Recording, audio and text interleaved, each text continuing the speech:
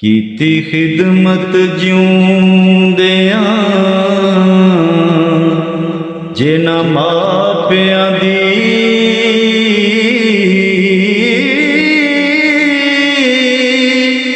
ਮੋਇਆ ਢੋਂਗ ਰਚਾਉਣ ਦਾ ਕੀ ਫਾਇਦਾ।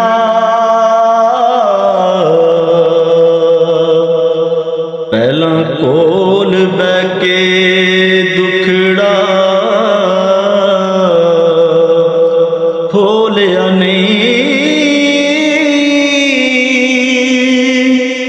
ਪਿੱਛੋਂ ਰੌਣ ਕਰ ਲਾਉਣ ਦਾ ਕੀ ਫਾਇਦਾ।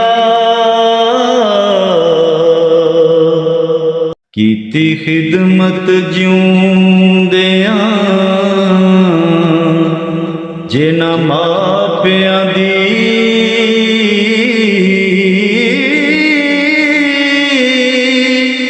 ਮੋਇਆ ਢੋਂਗ ਰਚਾਉਣ ਦਾ ਕੀ ਫਾਇਦਾ।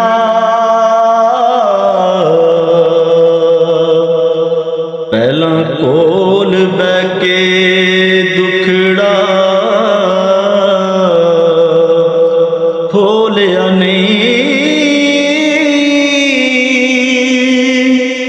ਪਿੱਛੋਂ ਰੌਣ ਕਰ